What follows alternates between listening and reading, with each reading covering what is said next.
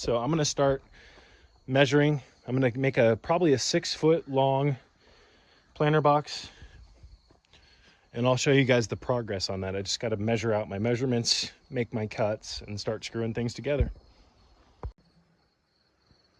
All right, guys, I've got a all-purpose long blade on the Hyper Tough plug-in reciprocating saw, and I'm going to start cutting my boards for this new planter box. Let's get right into it.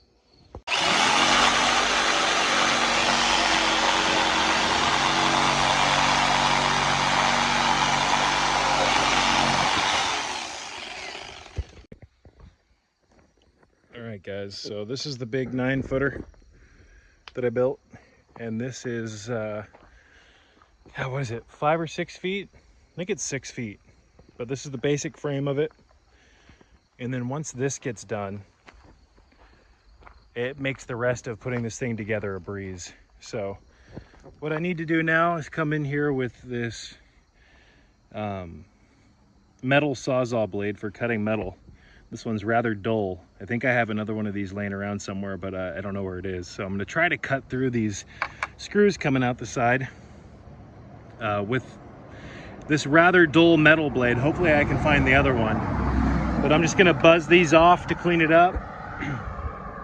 I got what are these? These are 3.5-inch screws.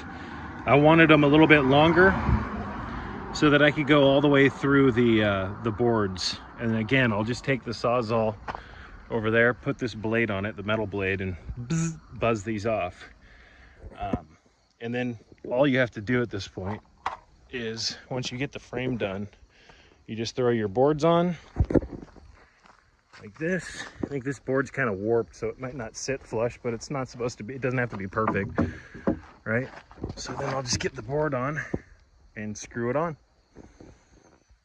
So the frames, these aren't difficult to build, guys. And again, they don't have to be perfect.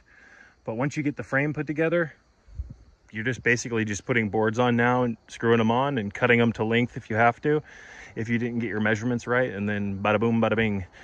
This, unfortunately, doesn't look all that flush with the ground. But again, guys, it doesn't have to be perfect. Like I said earlier, because I don't have a skill saw, I'm using a jigsaw. And today I used a Sawzall to cut these boards, and it's damn near impossible to get a perfectly straight edge with a Sawzall. So it is what it is. Again, it doesn't have to be perfect. And then I'm gonna put this new box right up front, and I'm gonna get rid of these tires. I was gonna use these tires for planter boxes, but they just don't look that good. So I'm gonna end up getting rid of them and going with these planter boxes. So I'll show you guys what it looks like when it's done. If I get it done today, I should, but it might start raining. All right, guys, so this is the big 9-foot box, and this is it's either a 5 or a 6-footer. It's done. Like I said, the boards are warped that I used. It's all recycled wood, so you're gonna, in some situations, have gaps here. I cut all these boards, like I said earlier, with a Sawzall today, so getting a straight cut with a Sawzall is damn near impossible. You really need a skill saw. So that's next on the to-buy list, a skill saw. I'm surprised I haven't bought one already, but let me just do a walk around. And this is going to, I'll probably put a divider in the middle of this so I can have 2 different plants, or I might just use some type of symbiotic plants that, you know, their roots don't fight each other for dominance. But that's done. That's going to go over in the corner. Real basic construction, nothing fancy, you guys. Some of this wood's all discolored and whatnot, but it's raining right now. When we have a couple of hot sunny days, I'm gonna dry all this out and then sand it once it's dry and then paint it. So pretty cool. And done.